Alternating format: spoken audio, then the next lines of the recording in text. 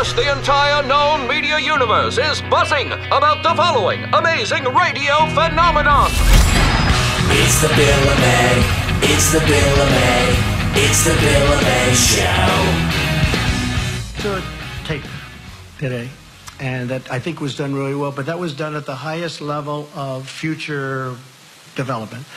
I told him, you may not want this. You may want to do a much smaller version of this. I mean, you're going to do something, but you may want to do a smaller version. You may not want that with the trains and the everything, you know, super, everything the top.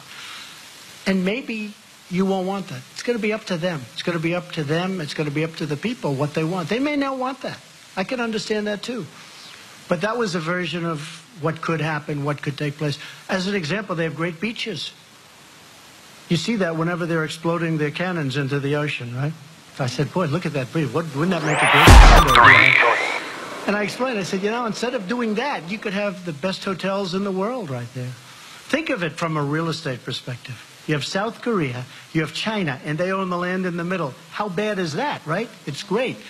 But I told them, I said, you may not want to do what's there. You may want to do a smaller version of it, or, you know, and that could be. Although I tell you what, he looked at that tape, he looked at that iPad, and I'm telling you, they really enjoyed it, I believe, okay? It's brilliant. It's absolutely brilliant. And only Donald Trump would do that. I think Kim Jong-un himself said only Donald Trump could have brought us to this point in history. It was a pretty big day today.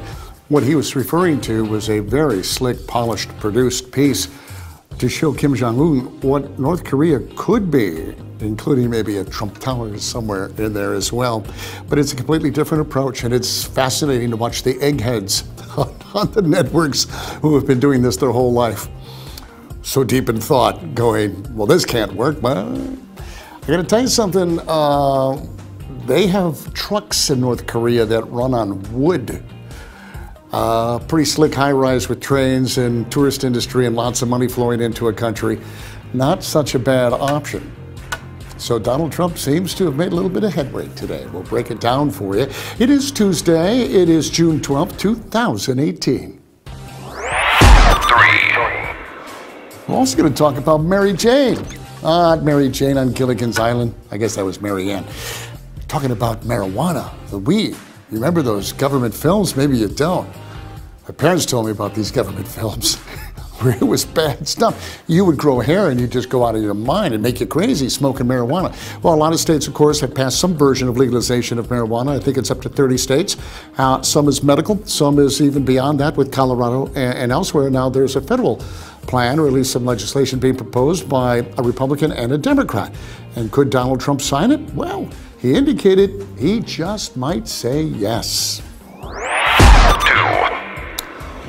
Well, the IG report is back in the news. Of course, it's supposed to be released Thursday, so that's just a couple of days away. In addition to the IG report, you also have this feud between the FBI and Congress as they are trying to get information on the confidential informant that was placed in the Trump campaign.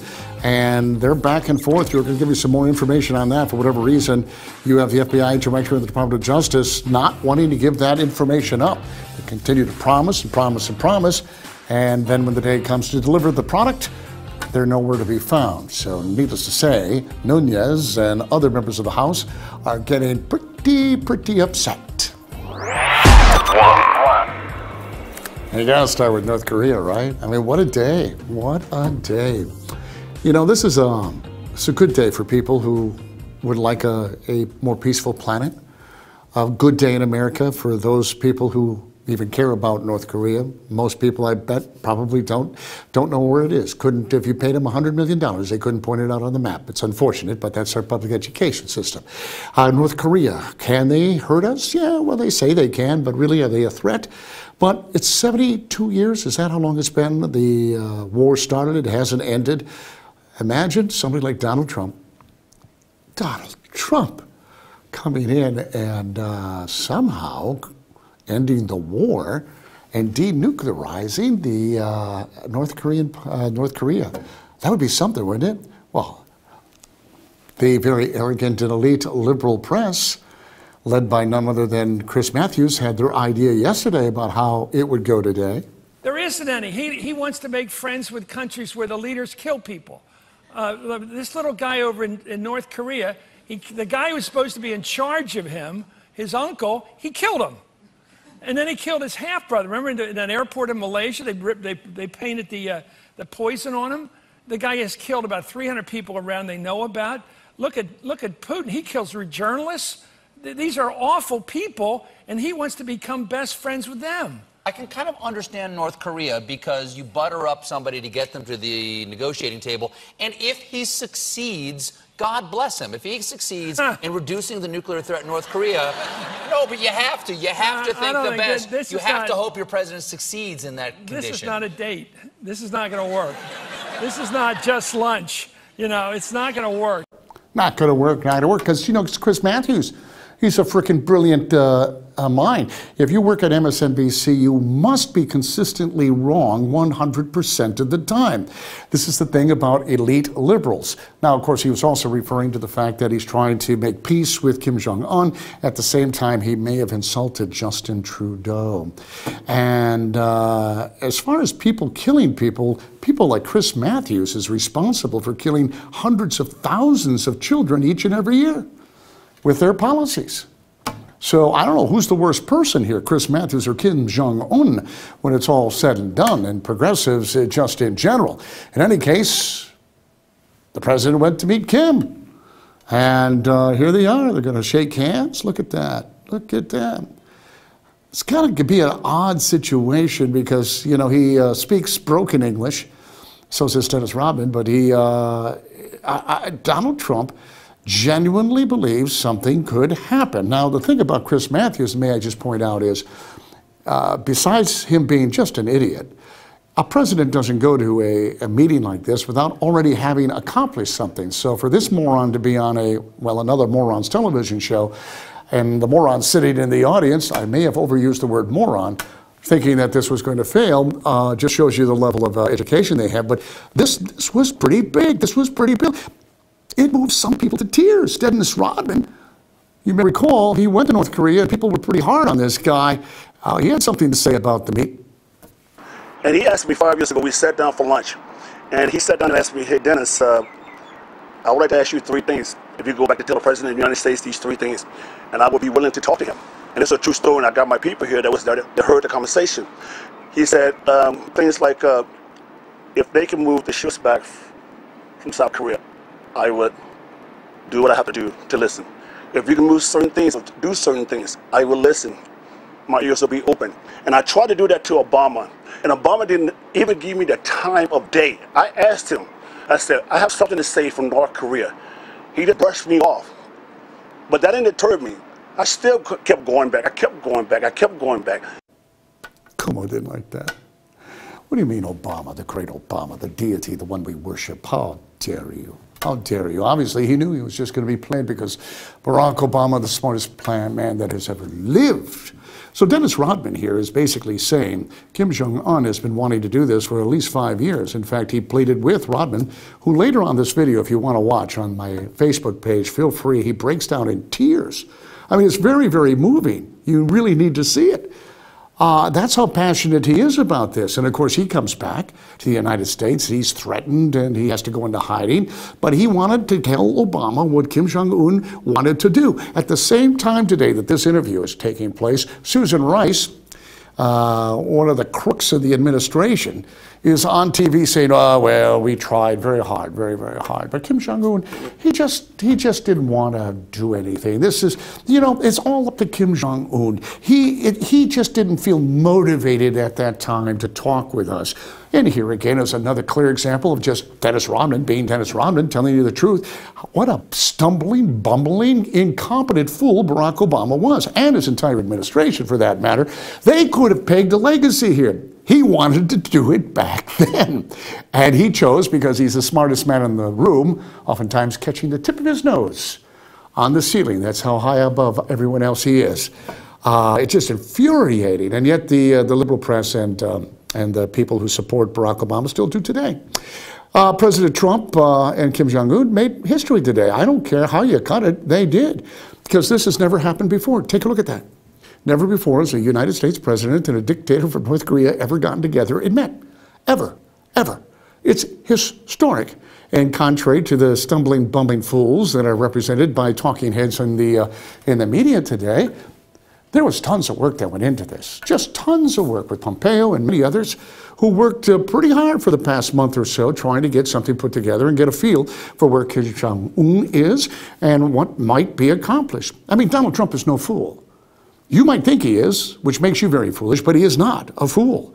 And they knew going into today's meeting, they were going to have this agreement and they were going to sign it. So, you know, why Chris Matthews and his ilk aren't aware of such things would make me wonder why I even watched that program, but that's me. Now, Trump, he called the meeting with Kim Jong-un pretty positive. That's good news. Really very positive. I think better than anybody could have expected. Top of the line. Really good. We're going right now for a signing. What is the sign? Chairman, do you have any comments about denuclearization? What are you signing, sir? We're going to be announcing that in a couple of minutes. Mr. Kim, will you denuclearize? He's so good. Donald Trump is like 10 steps ahead of everybody. 10 steps ahead of everybody in the media. Maybe that's why they adored Barack Obama, because he was kind of pretended to be smart, but he was rather dim-witted and slow and incompetent that people could keep up. He comes out and he says, very, very positive. Very positive. We're going to go sign something now. It drops that bomb on everybody, and it's just beautiful. Well played, Mr. President. And so they did. They signed a historic agreement. Comprehensive document, and we've had a really great term together, a great relationship. I'll be giving a news conference at 2:30, which is in a little bit less than 2 hours, and we'll discuss this at great length. In the meantime, I believe that they'll be handing it out on behalf of Chairman Kim and myself, and we're both very honored to sign the document. Thank you. 우리가 매우 중요한 문서에 서명을 하게 될 것입니다. 이 문서는 굉장히 포괄적인 문서이고 오늘 굉장히 좋은 아주 훌륭한 회담을 가졌고 또 아주 좋은 관계를 구축하였습니다. 2시 반, 즉 다시 말해서 약 2시간 후에 나는 기자회견을 할 예정입니다. 거기서 좀 더 자세하게 말씀을 드리겠습니다만은 일단 그 와중에 그동안에는 발표문이 기자들에게 배포될 것으로 알고 있습니다. 감사합니다. Would you like to say something to the press? 우리는 오늘 역사적인 이 만남에서 지난 과거를 덮고 새로운 출발을 알리는 그 역사적인 문건에 서명을 하게 됩니다. Today, we had a historic meeting and decided to leave the past behind, and we are about to sign a historic document. 세상은 아마 중대한 변화를 보게 될 것입니다. The world will see a major change. 오늘과 같은 이런 자리를 위해서 노력해 주신 트럼프 대통령께 사의를 표합니다. I would like to express my gratitude to President Trump to make this meeting happen. 감사합니다. Thank you. Thank you very much.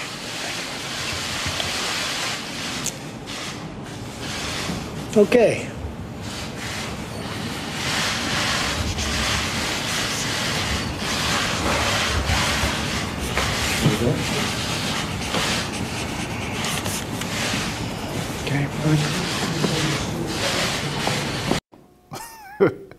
Okay, let's do this, huh? Sign this thing. And so they did.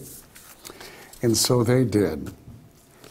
And the establishment, the great thinkers and all these think tanks all across the country, the State Department officials who've worked their whole life tirelessly trying to understand how to get through to Kim Jong-un, how we could possibly make a difference, bring peace to that part of the world, are looking today, and I think I think Rush said it so well. At night, do they wake up out of a dead sleep and go, my God, is Donald Trump really that much better than us? And I'm here to tell you, yeah, he is. He absolutely is. The agreement. What's in the agreement? It's just a starting point, but Trump will tell you. Chairman Kim and I just signed a joint statement in which he reaffirmed his unwavering commitment to complete denuclearization of the Korean Peninsula. We also agreed to vigorous negotiations to implement the agreement as soon as possible. And he wants to do that. This isn't the past. This isn't another administration that never got it started and therefore never got it done. Chairman Kim has told me that North Korea is already destroying a major missile engine testing site. That's not in your signed document. We agreed to that after the agreement was signed. That's a big thing. For the missiles that they were testing, the site is going to be destroyed very soon. Today is the beginning of an arduous process. Our eyes are wide open, but peace is always worth the effort, especially in this case. This should have been done years ago. They should have been resolved a long time ago. But we're resolving it now. It could have been. We know from Dennis Rodman, if you want to believe him, it could have been done 5 years ago with Barack Obama. But Barack Obama and his team, well, not very competent, clearly not very competent, and maybe even under Bush. Imagine if they had started then. All the great thinkers are saying, well, this is going to take 15, 20 years, it's going to take forever. I don't know how long it's going to take. It may not even happen, for goodness sakes. But there does seem to be a sense that Kim Jong-un is a little different than his father and his grandfather, and maybe he would like to be something greater than what he is. Maybe he would like condos on the beach, and only Donald Trump could appeal to that side of Kim Jong-un, and he did. Saw a tape today, and that I think was done really well, but that was done at the highest level of future development. I told him, you may not want this. You may want to do a much smaller version of this. I mean, you're going to do something, but you may want to do a smaller version. You may not want that with the trains and the everything, you know, super, everything at the top. And maybe you won't want that. It's going to be up to them. It's going to be up to them. It's going to be up to the people what they want. They may not want that. I can understand that too. But that was a version of what could happen, what could take place. As an example, they have great beaches. You see that whenever they're exploding their cannons into the ocean, right? So I said, boy, look at that bridge. Wouldn't that make a great condo behind? And I explained, I said, you know, instead of doing that, you could have the best hotels in the world right there. Think of it from a real estate perspective. You have South Korea, you have China, and they own the land in the middle. How bad is that, right? It's great. But I told them, I said, you may not want to do what's there. You may want to do a smaller version of it, or, you know, and that could be. Although I tell you what, he looked at that tape, he looked at that iPad, and I'm telling you, they really enjoyed it, I believe, okay? I think they did too. I think they did too, and it seems like I don't know what the past negotiations encompassed when you were dealing with American presidents in the past. I'd find it probably unlikely that it included a PowerPoint presentation and a slick video about how to build Trump Towers. I'm kidding about that. But development in the country. The country is just amazingly destitute. And as a leader of a country, if you do, in fact, and Kim Jong-un, just a little bit about him, he aspires to be something more. He feels he should be more famous than the greatest Hollywood stars. What better way to play into that? And Donald Trump seems to have done that. And realistically, you know, Kim Jong-un, like any generation, is different from the father and the grandfather, might be looking at doing something greater. And greater would be being something more than North Korea has ever been. And we shall see, of course. We really don't know. Now, Donald Trump got together with George Stephanopoulos and spoke about, you know, the meeting and some of the things that they agreed upon, even after they signed the agreement, and it went a little like this. With Kim, describe that bond. Well, it's been a very intense day, and as you know, we discussed things over the last few months. You did. You've spoken with him before. I have spoken. Yes, I have spoken to him. I've spoken to a lot of his people. As you know, his, I would say, very top person was at the White House last week. And so we've developed a pretty good relationship in terms of getting something done. it got done. I think it's a terrific document. It's a starter, but it's a terrific document. I think far more. And there are things that we negotiated after that document that are also very important. Like they're what? going to get rid of certain ballistic missile sites and various other things. We're going to put that out later. But we have the framework of getting ready to denuclearize North Korea. And That's amazing. Who would have thought you'd be talking about that? Nobody that I know thought we would be here today talking about this. Can't be done. Barack Obama couldn't do it, certainly not Donald Trump. But truly amazing that beyond the agreement that was signed today, which is just a starter, are all of these other side agreements made by Donald Trump. You know, and when we gave up, we'll get into that in just a little bit, and I know the Iran deal came up and he had a wonderful answer to that. But you have only Donald Trump who could pull this off in a way, because he's going to tell you straight up, it's a great agreement. You know, if it doesn't work, it doesn't work. But we got to give it a shot, but only one shot. And you know, he's taken seriously. He's not a wishy-washy, elitist kind of guy. He's a straight dealer. He knows how to deal with people, and he knows how to light up people, get that spark in their eye, and maybe it's worked with Kim Jong-un. He also talked about, you know, the relationship and how it starts from scratch and whether or not, you know, there's a mutual trust there. Check it out. His people love him. Just a few months ago, you accused him of starving his people. And then listen, here's the rub. Kim is a brutal dictator. He runs a police state, forced starvation, labor camps. He's assassinating members of his own family. How do you trust a killer like that? George, I'm given what I'm given, okay? I mean, this is what we have, and this is where we are, and I can only tell you from my experience, and I met him, I've spoken with him, and I've met him, and this was, as you know, started very early, and it's been very intense. I think that he really wants to do a great job for North Korea. I think he wants to denuke. It's very important. Without that, there's nothing to discuss.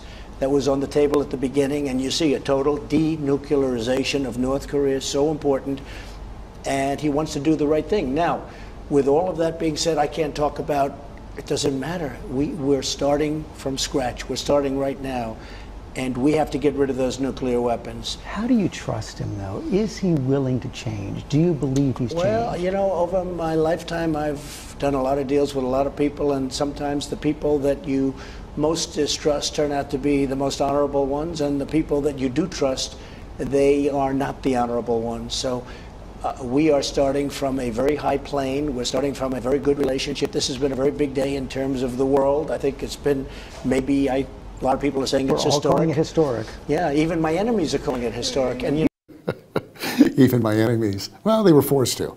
It's kind of hard not to say it's historic, when in fact it is indeed historic. There was a funny little episode, I hope I'm not jumping on a video that's coming up, I don't think I am, where, you know, Stephanopoulos asked him, you know, well, you're very hard on Barack Obama's Iran deal.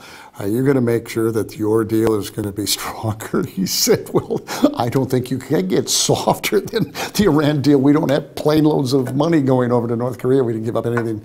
But the other question is, yeah, okay, so do you trust him? Does Kim Jong-un trust you?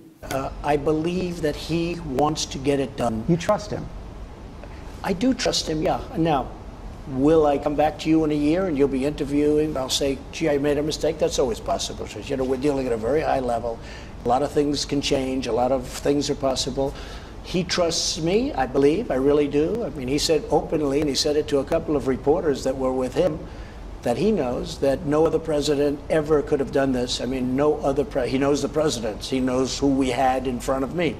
He said no other president could have done this. I think he trusts me, and I trust him. Yeah, there you go. Well, that's a good place to be if, in fact, that's true. And I would agree with Kim Jong-un that I don't think any other president could have pulled this off where we are today. You know, fingers crossed, pray, whatever you got to do. I would think that as an American, although I understand there's a great number of Americans who wish failure on this president, and they would love to see this thing go away and North Korea and the dictator go back in their hole and continue to do what they're doing, which is just kind of a sad testament of who they are. But the other question is, will he ever be invited to the White House, Mr. President? Well, I want to get it along. I want the process to start. I want to see some real work going on, which I believe I will. And I would love to have him at the White House, whatever it takes, and I would love to have him at the White House, and I think he'd love to be there. And at a certain point, when it's all complete, I'd love to be there. And for a dude like Kim Jong-un, I don't know him, but who really wants to be a player, a big player, which is why they've been using their nuclear weapons as they have been. But I mean a truly big player on the world stage. This might be the exact thing that needs to happen in his mind to go, it's going to make all my dreams come true. And of course, at the end would be, of course, a meeting at the White House, and why not? Now, Gorka, talking about the summit, he had some expectations yesterday. We played it for you. Did it meet expectations? Stunning, absolutely stunning. This is a dictatorship. You always have to be very cautious. But the fact that within one day, less than a day, the heads of state have not only met, but have actually signed a joint statement on the full denuclearization of North Korea, to include other issues such as the MIAs from the Korean War. It's beyond all expectations, and it really is history in the making. We have to remember the Korean War never ended. It was a ceasefire, and now we have a chance to put that conflict to bed after 65, 60, 68 years. Right. Donald Trump did it. Amazing. And it's interesting to see how the media is spinning it. I think they're spinning it in any way they can to make it negative. He, in the process, decided, hey, you know, these war games we've been having with South Korea and China Sea and all that stuff, it's a lot of money. We don't really need to do it, so I'm not going to do it. I'm not going to do it. And that is what the media will pick up on. See, look how much he gave away. He gave all this away and gave Kim Jong-un a status he doesn't deserve. And they can continue to yada, yada, yada to their ever-dwindling audience. But Donald Trump did something quite remarkable. In fact, Donald Trump, I think right now has the lead on being the greatest president of all time. And we're still quite early into his presidency. For those never-Trumpers out there, shame on you. Shame, shame, shame on you. Well, when we come back, we're going to, I don't think we have anything to light up here, but gosh, it's going to be, in the not-too-distant future, we can light up some Mary Jane. 30 states already say it's okay, and of course, it's not okay with the federal government, but this is a beautiful story of the way it was supposed to be. The way it was distorted by progressives. They kind of dig smoking marijuana, so now they believe in state rights. We'll explain it to you when we come back. Don't go anywhere. 1 minute. We'll be right back. I have to get my...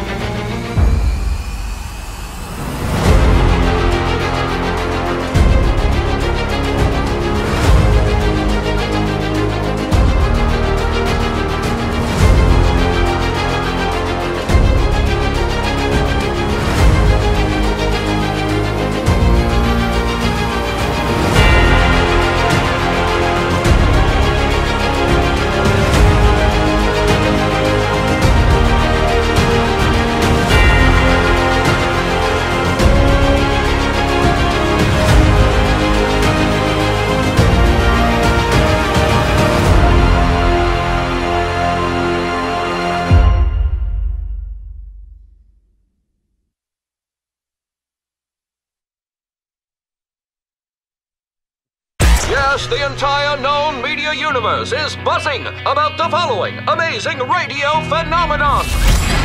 It's the Bill LuMaye. It's the Bill LuMaye. It's the Bill LuMaye Show. Well, Birch Gold is someone you need to get to know. Now, I think instinctively you know you need to have security in your portfolio, and the only thing I know of that really, really does that for you is precious metal. I know nothing about precious metals, by the way. I just know that they don't lose value, and because of that, that gives you security.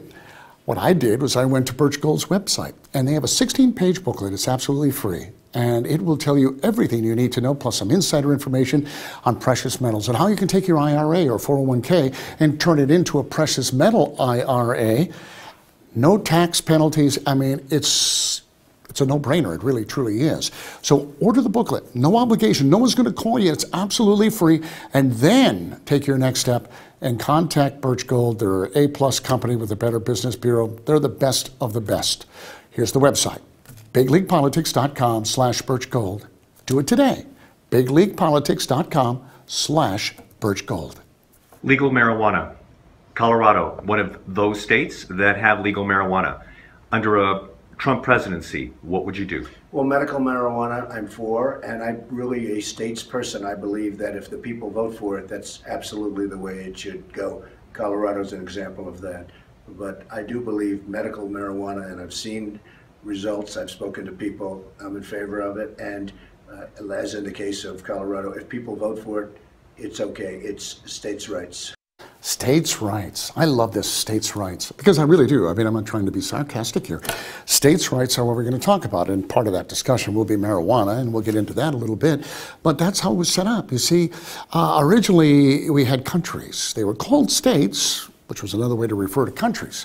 There was like 13 of them, and they all got together and said, hey, let's kind of unite and let the federal government do these very small list of things. And but it's up to us to decide what we want for ourselves, but they'll handle some commerce and protection as we unite together, because, you know, we just fought the British and all of that kind of stuff. And, but it was always set up that way. States would be the power. They would be the big power. Well, the people would have the power. The states were second in line, and then the federal government. The states were always supposed to be there to say, I don't like what you're doing, federal government. I'm not going to recognize it. And we kind of got away from that. We kind of did, which was part of the Civil War thing, which we'll say for another day. You might want to read up on it instead of tearing down statues. But in any case, that's what this is about. You, for instance, and I have been one of those believers that states have rights. So when you have an unconstitutional law like Obamacare, the states can say, not interested, thank you very much. That's their right to do. But of course, the liberal entities that exist who want to force this stuff down your throat will say, well, no. There are no state rights, but they like to smoke marijuana. And so all of a sudden there's states' rights. And I love this because it's a great example of the power of the state. And really, the federal government really doesn't have a whole lot to say here, although they believe they do. Now you have Jeff Sessions. And if I may just inject a little bit of my opinion, the fact that Donald Trump has jumped on board with possibly signing a bill that would legalize it to the extent of allowing states to choose whether they have marijuana laws or not, might be a little dig at Jeff Sessions, who, of course, isn't a big fan. The drug czar has opposed it. Does the president oppose states adopting legalization of marijuana? I don't know exactly what positions he's taken with respect to Colorado and Washington. That's a terrible comment. But the United States attorney that works for the President of the United States does not know whether he opposes or favors legalization of marijuana. He certainly has said some things that indicate he thinks it's a very little problem. But these data show that it is. Out in Sacramento, my district, our focus is on opioid and heroin. Just in the last 10 days, we've had 9 people die from fentanyl overdoses, 24/7 the last 2 weeks. But just from my experience in dealing with this, we need to set a nationwide understanding about the problem. This is very real. This drug is dangerous. You cannot play with it. It's not funny. It's not something to laugh about. Good people don't smoke marijuana. I don't know if you're going to sway Jeff Sessions. Did you ever really look at your hand? Oh, wait a second. Flashback. He does have a point. Jeff Sessions does have a point. Marijuana, like alcohol, like any drug, has downside. There's no question about it. In fact, Jeff Sessions compared marijuana to heroin, said slightly less awful than heroin. Now, I don't know that I'd put marijuana and heroin in the ballpark. It's kind of like beer and I don't know, mainlining vodka or something, but I mean, it's just not. Science says that marijuana is slightly less deadly than heroin. There's another image here if you want to throw that up. And this has to do with the ratio between toxic dose and typical human intake. Now, this is what it's saying. If you look there, it's like 150% less chance of dying than alcohol or heroin. What this basically says is that if you drink a lot, and you just drink and drink and drink and drink and drink, in one setting, you can die. If you take a lot of heroin, you can die. There is no way you can smoke enough weed. It's just physically impossible to get enough of the chemical in your system to kill you. That's what that's saying. For whatever that's worth to you, that's what that basically is saying. Research also continues to show that there are benefits to marijuana. As well as the downside, there's also an upside. New evidence that marijuana could help treat the symptoms of Parkinson's disease. There's pretty solid evidence that can be helpful in alleviating chronic pain in adults, nausea from chemotherapy, and then spasticity or muscle spasm in people with multiple sclerosis. Marijuana can also be an exit drug that gets chronic pain sufferers off of potentially deadly opiates. So we can get into whether marijuana is a good thing or a bad thing. I can debate both sides of the issue, and I have some pretty good evidence on both that I could convince you that it's awful. It should never, ever happen. And I could also argue the counterpoint to that, that you live in a free country. And if you want to put it in your body, if you want to put anything in your body, it's your damn body. In a free country, you ought to be able to do that. In a country like ours, the United States, it was founded on a principle, and that states had rights versus the federal government. This is what this issue is really all about. And I hope it catches on, because in every state, no matter where you happen to reside, there are few state legislators who understand the power that they have and the responsibility that they have. And if they do understand it, they have no backbone to exercise that right to take on the federal government. Now, that is where the battle is, really, between the states and the federal government. I think there's two things at stake here. There's the 10th Amendment of our Constitution that allows those things not enumerated to be in the hands of the state, and also the Interstate Commerce Clause, which says the federal government really doesn't have the ability to regulate intrastate commerce, and clearly Colorado's decision on marijuana is only an intrastate decision. So there's a constitutional framework that is at stake here. But it's also something that I feel very personal about, because I was told prior to then Senator Sessions' confirmation as Attorney General that this simply wasn't on the administration's agenda, that this wasn't something that they were going to do. They would not reverse this, because even though he doesn't like marijuana, he just doesn't have the room on the broadband, with the broadband on the agenda to get this done. And so I took him at his word, and here we are today making this a very serious announcement just last week with no notification or debate to Congress, no dialogue to Congress, and I think that was a mistake. So I look forward to meeting with the Attorney General to find a way forward to allow states' rights to prevail. Beautiful. I love it. States' rights, that's awesome. Because there's so much the states ought to be speaking up on right now. No way. Seriously? Senator Elizabeth Warren? Pocahontas, the socialist, is for states' rights? Well, what we're working on is a bill that will let states make their own decisions about dealing with marijuana. When state voters have stepped in, when state legislatures have set up rules, we think that's a place for the federal government to recede and let the states take the lead. Ah, that's beautiful. How about we do that for abortion? Oh, killing baby. No, can't do that for killing babies. Smoking weed, little reefer, yeah, no problem. How about that for the big overreach of the federal government on forcing individuals to buy a product like Obamacare? Oh, Elizabeth Warren not on board with that. That's the issue. That's the problem. And this is why we're doing this segment. Not so much whether you want to smoke marijuana or not. Listen, in my world, it's a free country. There's a little bit of libertarianism in me. If you want to do it, go for it. Just don't hurt anybody. There are consequences like anything else, right? But states are there to protect the individual rights that are guaranteed to you by the Constitution from unconstitutional laws and a tyrannical government. The state is there. The state is there to protect you. And this is a great example of how the states can say, screw you, we're going to smoke Mary Jane. What are you going to do about it?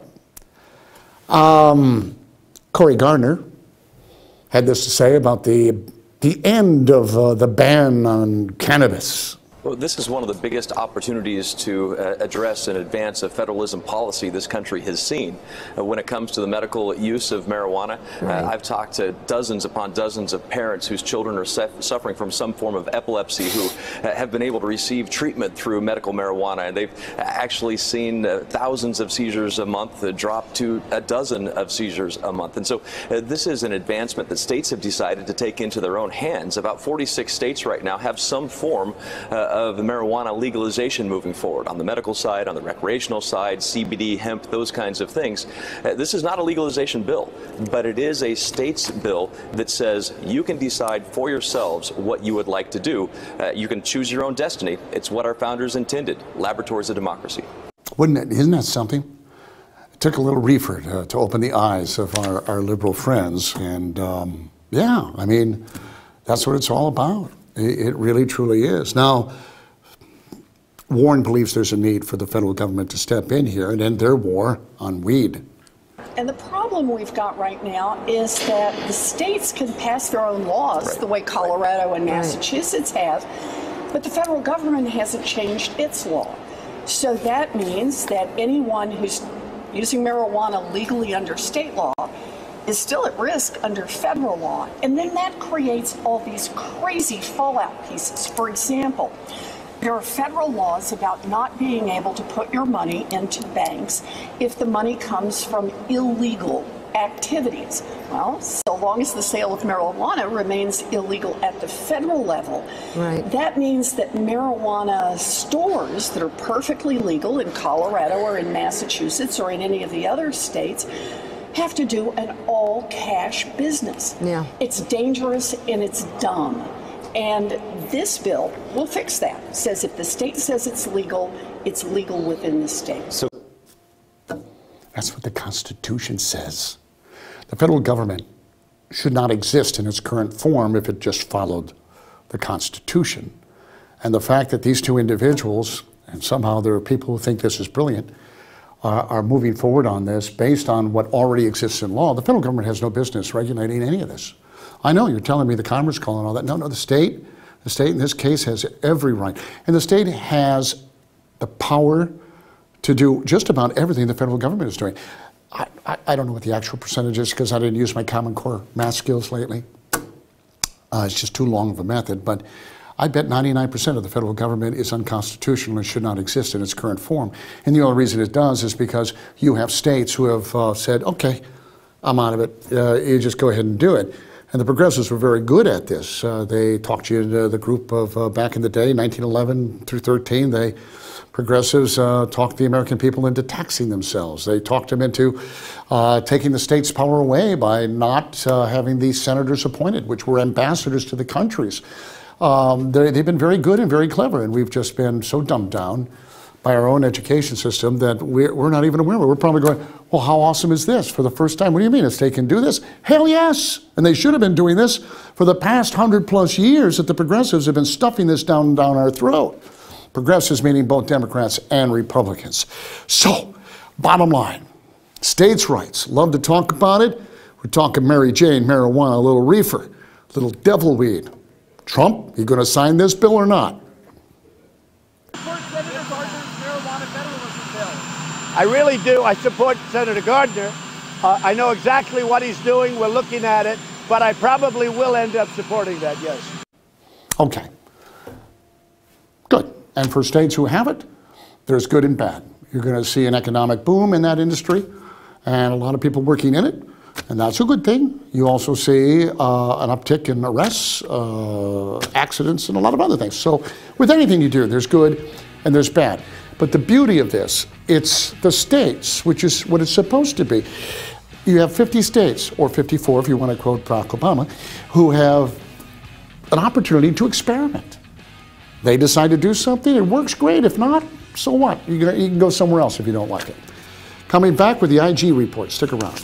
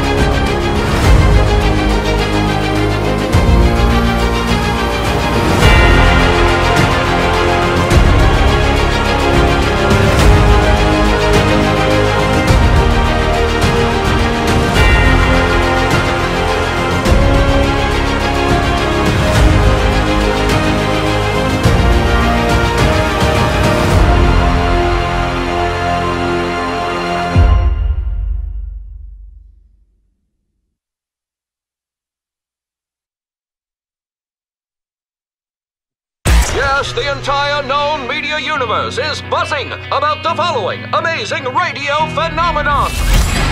It's the Bill LuMaye. It's the Bill LuMaye. It's the Bill LuMaye Show. Where Facebook once again admitted, not before Congress, I guess he lied a little bit about all the data they opened up to even foreign countries like China.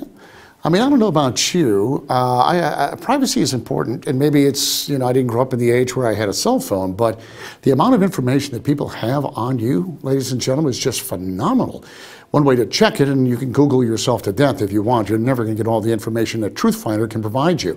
TruthFinder searches all of the hundreds of millions of public records that are out there, from the federal to the state to the local, every nook and cranny, and they will return to you the most accurate background check on any individual that's possible. And when you're a member of TruthFinder, you have unlimited searches, so you can search everybody you want. And I suggest go to the website, try it out, see what comes back on you. And maybe it's a gut feeling, a bad feeling about an individual, or maybe you're using it to find a long-lost friend. There's nobody better than TruthFinder. Go to the website. It's easy. You can do it right now and still watch me. BigLeaguePolitics.com/TruthFinder. BigLeaguePolitics.com/TruthFinder. Comey report going to be your birthday present? Well, it seems that it's coming out on my birthday. Maybe that's appropriate. Let's see, it is. Look, he's a very dishonest man. I've been saying it for a long time. I think I did our country a great fire, a really great favor when I fired him. And we'll see what happens. We'll see what the report says. But I guess it just got announced it's coming out on June 14th. So that'll be maybe a nice birthday present. Who knows? And that's key. Who knows? Who really knows? Because we've gotten a sense of what the report is going to be about, and that's normal because they released the draft to members that are part of the document to give them an opportunity to bring information forward if they felt they were unfairly treated. And they, of course, Rosenstein's been busy scratching and redacting and doing whatever he has to do. There does seem to be a sense that there is a nervousness about it, but conservatives believe that it'll expose everything there is to expose about the way the fix was in for Hillary Clinton. Others, maybe not so much. I mean, I don't know what to expect. It would be nice to get a birthday present, a good one for our president. So it does focus on one thing specifically, and that is, of course, the mishandling of the Clinton emails. The report investigating the FBI and Justice Department's handling of the Clinton email case should be revealed in a matter of days. A source close to the process expects Inspector General Michael E. Horowitz to brief lawmakers on Thursday morning, then post the report online. The report, which includes a classified section, is said to be longer than the 500-page investigation into the Fast and Furious scandal. A former Justice Department official said the Inspector General normally gives cooperating witnesses like the former FBI director a chance to respond, and that may explain the delays. One possibility is that there are a lot of people who take strong exception to what the Inspector General is about to say. They want to push him off his conclusions. They maybe want to introduce additional evidence that vindicates them, and the Inspector General has to give them time to submit that. And now some recent documents, just released, I believe, yesterday. I want to say it was Judicial Watch. Has a long paper trail of how Loretta Lynch and Comey got together and decided long before they even talked to Hillary Clinton that they were going to let her off the hook. This is clearly a fix, and I don't know that there's anything anybody can do about it. We live in an age where there is an elite class too big to fail, too big to go to jail. You think they're ever going to put Hillary Clinton in jail? I doubt it. Not in my lifetime, or President Obama. Of course not, because they feel retaliatory measures would be taken against, for instance, Trump. Although the Democrats are doing it, I don't think they care so much about equal and fair play. But there's a lot of people that really, really should be punished in a very, very big way so that it never happens again. And of course, you have the FBI, you have the CIA, you have the Department of Justice, which quite frankly, its reputation is in the toilet because of the weaponization that was enacted by Barack Obama and James Comey and McCabe, and the list is long, as you know. Another part of this is the informants, spy, whatever and however you want to define it. There's been this battle between the House and the FBI and the Department of Justice on getting information as to why this informant was even necessary. And Johnson has been taking the lead on that, as well as Nunes. In fact, here's what Johnson had to say about it recently. In a separate development, the Republican chairman of the Senate Homeland Security and Governmental Affairs Committee is asking the current FBI director to explain why names and initials are redacted in text messages between FBI agent Peter Strzok and FBI lawyer Lisa Page. Senator Ron Johnson said there is no national security reason, and the redactions frustrate congressional oversight. My whole point of my investigation, we've been doing this for 3 years now, is to make the public aware, full disclosure, so that the FBI and the Department of Justice can regain their integrity. Yes, and that is so important. You have to be able to trust something. It used to be the FBI. I think it still can for the vast majority of individuals who work for the FBI. And the Department of Justice, I'm not so sure, because they seem to have moles everywhere that have a greater and higher purpose, and it doesn't involve the rule of law, but rather some kind of an agenda, and the ends justify the means. But until you get to the bottom of this and people are punished and you weed out all the bad actors, how do you trust the FBI? You live in a country today, where the top law enforcement entity, the Department of Justice and the FBI, are spying on political opponents. Or they're reaching out and intimidating political opponents or political groups. The IRS is another entity that Barack Obama used. The devastating impact of the Barack Obama years just on the trust, if there were any, and there was any trust left in the federal government, especially on these particular entities, the FBI and the Department of Justice, you would hope like hell that at least you'd get a fair shake from that department. And clearly, Obama weaponized it, and that is no longer possible. So Johnson's absolutely correct. If you're ever going to believe anything the FBI says again, you got to get to the bottom of this. And it isn't just Johnson who's frustrated by this, so is Nunes. The back and forth between the Justice Department and Capitol Hill over access to FBI records about an alleged confidential source in the Russia case intensified with a new Tuesday deadline to produce records. In this letter to Deputy Attorney General Rod Rosenstein, Republican Chairman Devin Nunes said, "Your continued refusal to permit members of Congress and designated staff to review the requested documents is obstruction of a lawful congressional investigation." Senior Justice Department officials said the Deputy Attorney General, FBI Director, and the nation's intelligence chief, the Director of National Intelligence, Dan Coats, look forward to briefing congressional leadership on Thursday, which is past the new House committee deadline. Why are they stalling? Come on. My 3-year-old could figure that out. I think they're in a panic. I really, truly do. I'd like to get to the bottom of this. I'd like the truth to come to light, and I'd like the people appropriately punished. That may all be unreasonable. And then, of course, you have the Senate aide. The Senate aide, Wolf, is a gentleman who's on the Intel Committee, which is one of the most secretive entities that we have, the Senate Intel Committee, and he's responsible for all the documents, everything, top secret stuff. Where's Mr. Wolf? And they give it to him. Everything. And it is his responsibility to protect it, to not leak it. And then he started dating a reporter who made her way to the New York Times. The term security director may not do justice to 57-year-old James Wolf's role at the Senate Select Committee on Intelligence. Any classified document sent to that committee was first received by Wolf and entirely maintained by Wolf. He made his first court appearance today, charged with 3 counts of lying to investigators. He was released on his personal recognizance and had to relinquish his passport. Women will make you do some stupid things. That's a traitor. Alleged traitor. What did Trump think about that? It's very interesting that they caught a leaker, and it's a very important leaker. So it's very interesting. I'm getting information on it now. Happened last night. It could be a terrific thing. I believe strongly in freedom of the press. I'm a big believer in freedom of the press. But I'm also a believer in classified information. Has to remain classified. And that includes Comey and his band of thieves who leaked classified information all over the place. So I'm a very big believer in freedom of the press, but I'm also a believer that you cannot leak classified information. And he's not the first president that has to deal with that. Of course, that's not what Wolf was charged with, right?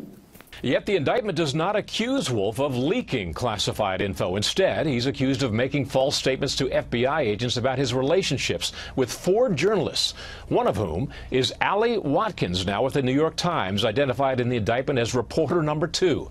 The indictment cites an article written by Watkins previously at BuzzFeed, in which he revealed the top secret identity of the target of an FBI investigation. Quote, Wolf denied knowing about the reporter's sources for the article. FBI agents confronted Wolf with pictures showing Wolf together with reporter number 2. After being confronted, Wolf admitted to the FBI agents that he had lied to them and that he had engaged in a personal relationship with reporter number 2 since 2014, but maintained that he had never disclosed to reporter number 2 classified information. Man's proven, he's innocent until proven guilty. But we'll see what happens there. Now, as you know, the press feels a bit oppressed by Donald Trump for a variety of different reasons, and CNN's Jake Tapper took exception with the fact that Trump was, and the FBI was arresting this leaker.